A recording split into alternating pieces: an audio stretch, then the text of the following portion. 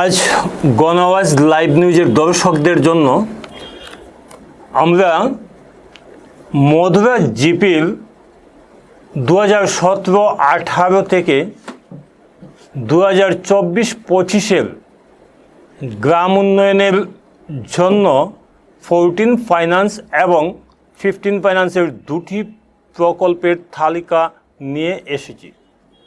আমরা দেখে নেব যে এক একটি মধুরা জিপিতে এক একটি ফাইন্যান্সিয়াল ইয়ারে কত টাকা বরাদ্দ হয়েছে উন্নয়নমূলক কাজের জন্য। তো আমরা যদি 2017-18 দেখি তাহলে দেখা যাবে, এখানে দেখা যাচ্ছে যে 46,31,579 টাকা এই অর্থ বছরে জিপির উন্নয়নমূলক প্রকল্পের জন্য বরাদ্দ হয়েছে।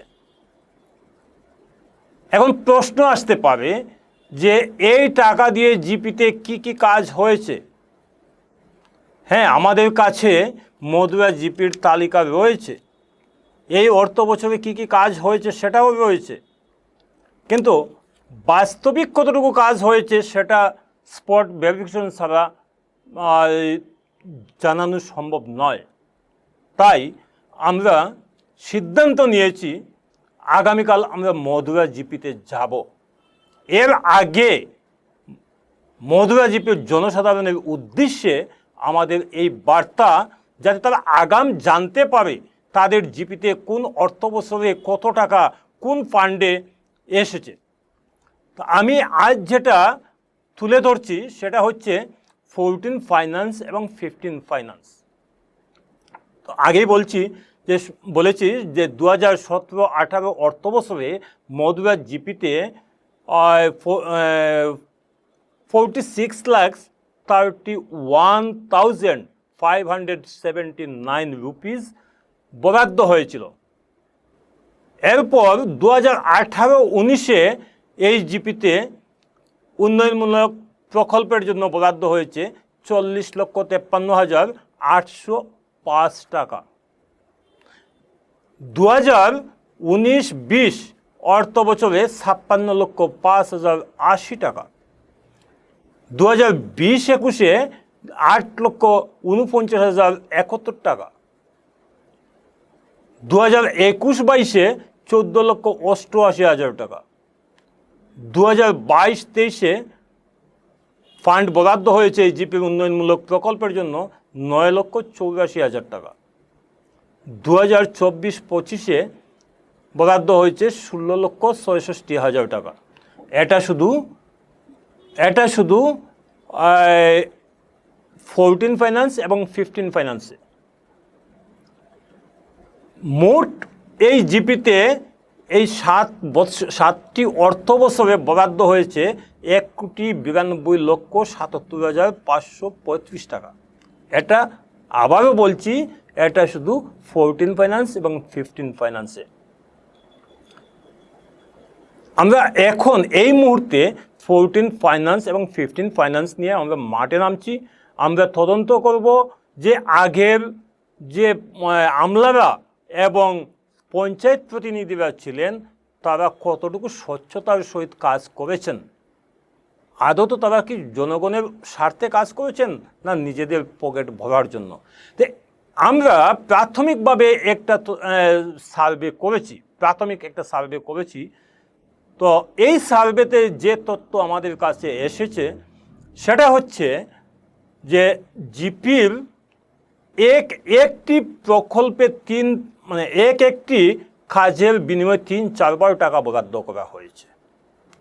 একবার হয়েছে 14 ফাইন্যান্স, একবার 15 ফাইন্যান্স, আবার এনআরজিএস, এরপর রয়েছে বিধায়ক তহবিল, এরপর আরও অন্যান্য সরকারের আরও বিভিন্ন তহবিল। তো আমরা একটা করে তদন্ত করব, দেখব কীভাবে এই জিপিতে যেটা বাস্তবিক বলা হয় যে পুকুর চুরি, গ্রাম উন্নয়ন নামে পুকুর চুরি হচ্ছে, হ্যাঁ, আদত তারাপুর জিপিতে এই পুকুর চুরি হয়েছে কি না, মধুরা জিপিতে এই পুকুর চুরি হয়েছে কি না, সেটা আমরা ফিল্ডে গিয়ে তদন্ত করে আপনাদের সম্মুখে তুলে ধরব। যদি এই ধরনের পুকুর চুরি হয়ে থাকে তাহলে গণআওয়াজ নিজস্বভাবে, আপনাদেরকে গণআওয়াজ থেকে আমি কথা দিচ্ছি, গণআওয়াজ নিজস্বভাবে প্রশাসনের কাছে এগুলোর তদন্ত করে দোষীদের উপযুক্ত শাস্তি, এমনকি তাদের সম্পত্তি সিজ করে উন্নয়নের প্রকল্প ফিরিয়ে আনার জন্য প্রশাসনের কাছে লিখিতভাবে অনুরোধ জানাবে গণআওয়াজ। প্রয়োজনে আদালতের দ্বারস্থ হবে। এখন প্রশ্ন হচ্ছে, এগুলো কাজ করতে হলে, গণআওয়াজ এগুলো কাজ করতে হলে জনগণের সহযোগিতার প্রয়োজন রয়েছে। এখন পর্যন্ত মধুরা জিপি থেকে একটি এনজিও এগিয়ে এসেছে, ওনারা আগামীকাল আমাদেরকে আহ্বান জানিয়েছেন। তাদের আহ্বানে সাড়া দিয়ে আমরা আগামীকাল মধুরা জিপিতে যাচ্ছি। এভাবে আমরা কাছাড় জেলার 165টা জিপির উন্নয়নমূলক কাজের তথ্য জনসম্মুখে নিয়ে আসব।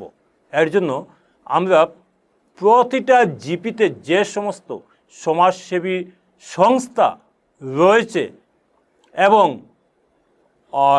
সচেতন নাগরিক রয়েছেন, তাদের কাছে অনুরোধ করব, আপনারা এগিয়ে আসুন, আমাদেরকে এই তদন্তের সহযোগিতার হাত বাড়িয়ে দিন।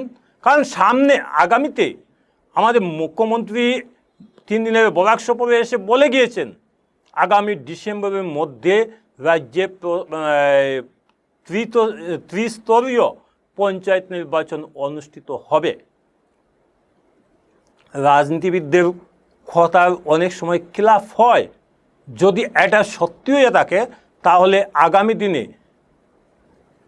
বর্তমানে যারা পঞ্চায়েত প্রতিনিধি ছিলেন তারা হয়তো আগামী দিনে আবার আপনাদের দ্বারা নির্বাচিত হয়ে আসতে পারেন। আবার নতুন নতুন যারা আসবেন তারাও এভাবে পুরনোদের মতো দুর্নীতি সংগঠিত করতে পারেন। যদি আপনারা সহযোগিতা করেন আর পুরনোদের এই দুর্নীতির তথ্য আমরা জনসমক্ষে তুলে ধরতে পারি এবং তাদের শায়েস্তার ব্যবস্থা করতে পারি, আইনমাফিক যদি শায়েস্তার ব্যবস্থা করা যায়, তাহলে আগামী দিনে যারা নতুন নতুন যারা আসবে তারা হয়তো এ সমস্ত দুর্নীতি করতে ভয় পাবে বা লজ্জিত হবে। তাই জনগণের কাছে আমাদের আবারও অ্যাপিল, আপনারা এগিয়ে আসুন। কাছাড় জেলার 165টা জিপির গ্রাম উন্নয়নের, আমরা আগেও বলছিলাম যে এই কাছাড় জেলার 165টা জিপির যে সমস্ত উন্নয়ন প্রকল্প রয়েছে, প্রধানমন্ত্রী আবাস বলুন, 14 ফাইন্যান্স, 15 ফাইন্যান্স, এমনকি এনরেগা, সমস্ত তথ্য আমরা জনসাধারণের সামনে তুলে ধরব। আর এগুলো তুলে ধরতে আপনাদের সহযোগিতার প্রয়োজন। আজ এ পর্যন্ত, ধন্যবাদ।